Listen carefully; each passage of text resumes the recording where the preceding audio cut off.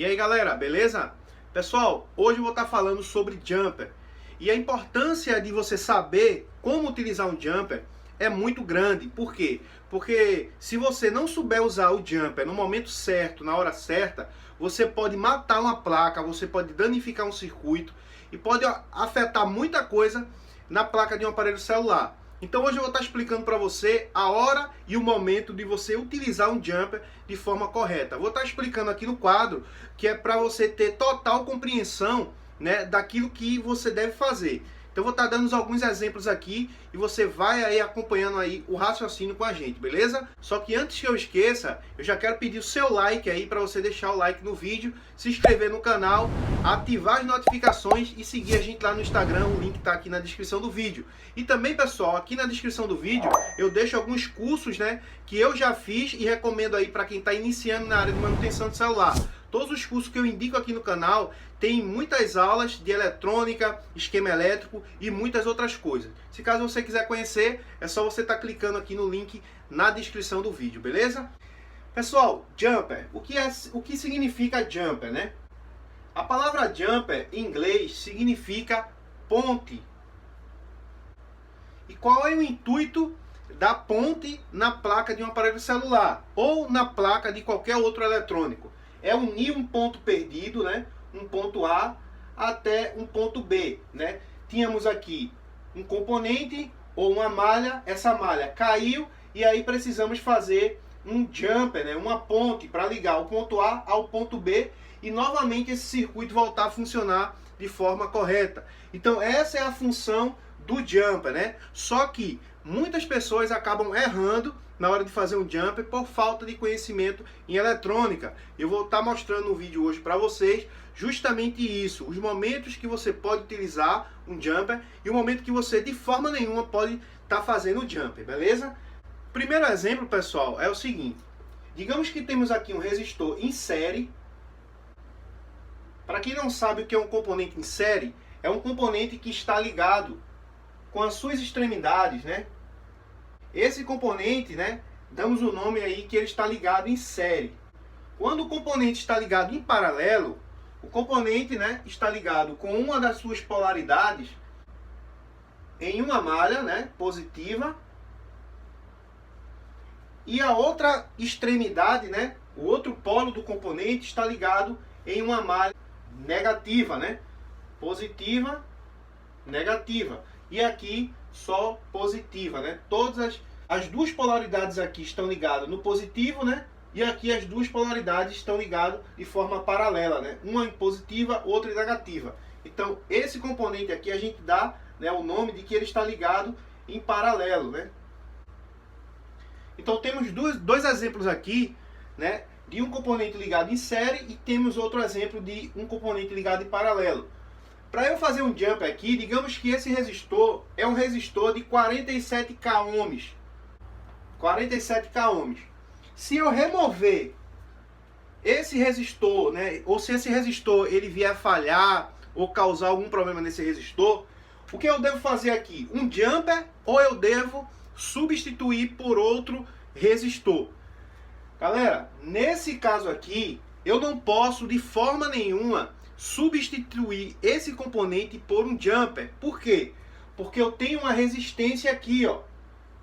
Essa resistência está aqui, né, para limitar a passagem de corrente por essa malha.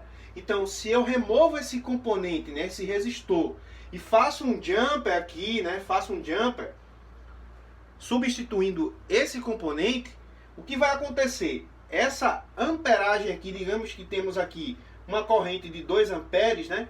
Passando por esse resistor, digamos que ia sair aqui 1 amperes, né? Se eu fazer um jump aqui, essa corrente de 2 amperes, ela vai passar total para o outro lado do circuito, danificando outros componentes do outro lado. Então, de forma nenhuma, eu posso fazer jumper em um resistor. Ah, mas o resistor é de 0 ohms. Posso fazer um jumper? Pessoal, é o seguinte. Quando você faz um jumper em um resistor de 0 ohms, né? Ou seja, um resistor de 0 ohms, a sua resistência ela vai ser praticamente nula. Digamos que temos um resistor aqui que é de 0 ohms. A sua resistência é praticamente nula, né? Ele não tem resistência nenhuma, 0 ohms. Só que eu perdi o resistor e agora eu vou fazer um jumper. Se eu fazer um jumper nesse resistor, eu também vou estar alterando o circuito. Por quê? Porque esse resistor, ele está aqui, né? Justamente como um fusível, com um filamento bem fino, justamente para proteger a placa de sobrecarga, né? De uma corrente maior. De repente aqui, né? A fonte de alimentação, ou a pilha, ou a bateria, quer que seja que esteja alimentando esse circuito, se tiver um pico aqui de tensão e de corrente, passando pelo resistor de 0 ohms, né, que está fazendo a função de um fusível, ele vai romper o seu material, né, porque é muito fino. Ele foi produzido, né, para suportar a corrente conforme o engenheiro percebeu que deveria ter colocado no circuito. Então, se eu colocar aqui um jumper, né, com certeza o fio do jumper, por mais fino que ele seja, possa ser que ele seja mais grosso do que o filamento daquele resistor de 0 ohms. O que pode acontecer é que, se haver aqui um pico de tensão e corrente, né, passe pelo fio de jumper sem danificar e acabe danificando o circuito à frente. Então, dessa forma também, não seria viável fazer um jumper, né? A resistência pode ser alta ou a resistência pode ser baixa. Se eu fazer um jumper, eu posso estar modificando o circuito, né? No caso da resistência. Agora eu vou falar de um outro exemplo que muita gente também me pergunta, que é as bobinas, né? Posso fazer um jumper nas bobinas? A bobina é um filamento, né? Então eu posso chegar lá e fazer um jumper. Então, galera, digamos que a gente agora tem uma bobina, né? Digamos que temos agora uma bobina e essa bobina também está ligada em série no circuito, né? Temos aqui uma malha, né? E aqui agora temos uma bobina, né? O símbolo da bobina é mais ou menos parecido com isso aqui, né? Representado sempre aí pela letra L nos esquemas elétricos. Então a gente tem aqui uma bobina, né? Para que serve a bobina? A bobina ela serve para criar um campo eletromagnético e atrasar a corrente elétrica. Então, se eu perco essa bobina aqui, né? E agora eu faço um jumper, o que vai acontecer aqui? Eu vou perder dois trabalhos que essa bobina faz. O primeiro é de criar um campo eletromagnético para realizar determinado trabalho, né, à frente no circuito, e o outro é atrasar essa corrente. Então a bobina, sem estar presente no circuito, né, ao qual ela foi projetada a estar, vai me faltar, né, esse trabalho da bobina. O que vai acontecer aqui? Vai passar uma corrente aqui, ó, completa, né? Se temos aqui 2 amperes, né? Vai passar 2 amperes também para o lado de cá. Só que o trabalho da bobina aqui eu vou perder.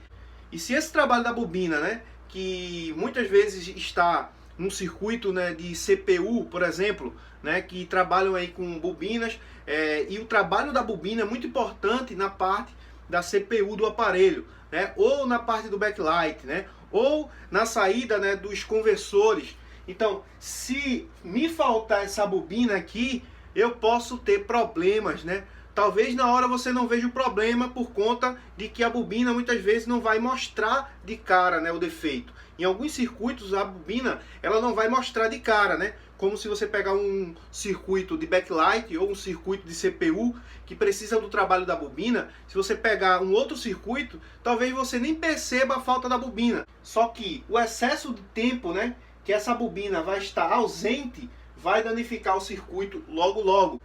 Logo, você não pode também estar fazendo jumper em nenhum tipo de bobina, né? A bobina não se pode fazer jumper. Como eu já falei, no caso do resistor, você vai perder a resistência. No caso das bobinas, você vai perder o trabalho e logo logo aí, se o aparelho não mostrar de cara o defeito, você vai ocasionar um defeito além, né? Então, não se pode colocar jumper em bobina também. E no caso dos capacitores, será que eu posso colocar jumper em capacitor? Vou dizer para vocês agora. Capacitores. O capacitor, ele não passa tensão e nem corrente por dentro do capacitor, né? A única coisa que passa pelo capacitor são frequências, né? Então, o capacitor, ele é basicamente isso aqui, né?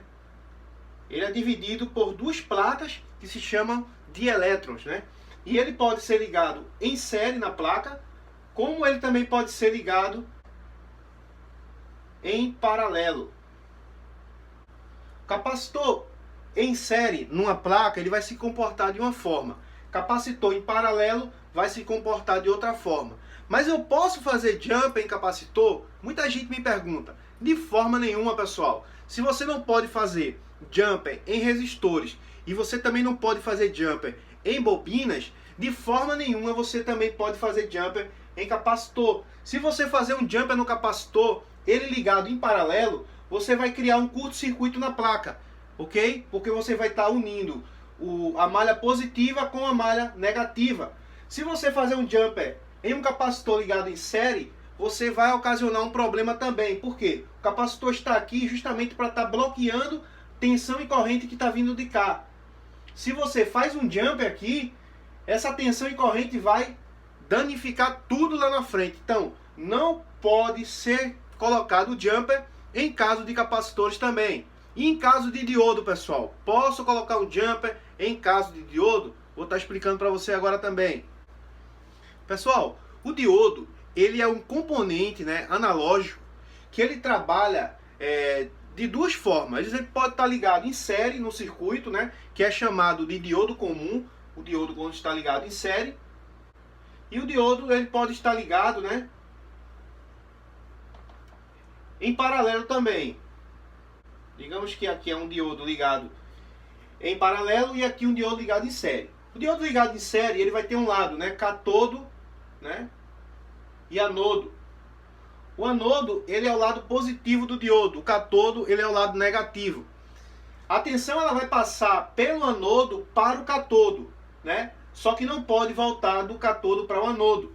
No caso do diodo ligado em paralelo, ele vai fazer a função de Zener, né? Ele vai estar aqui ligado no circuito como um regulador de tensão. Então, se eu tenho aqui, né, um diodo ligado em série, ele está trabalhando para regular uma tensão, e eu faço um jumper nele aqui, né, danifica alguma coisa nesse diodo, eu preciso tirar, né, esse diodo e colocar um jumper aqui. O que vai acontecer? Da mesma forma do capacitor, eu vou criar um curto-circuito nessa malha.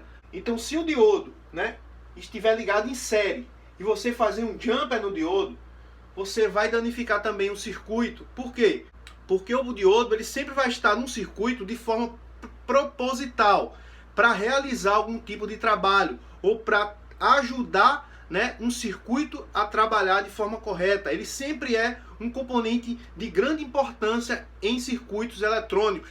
Então, se você fazer um jumper aqui, você vai estar eliminando o trabalho do diodo e com certeza isso vai ocasionar problemas para você. Então, posso substituir diodo por jumper? Também não posso substituir.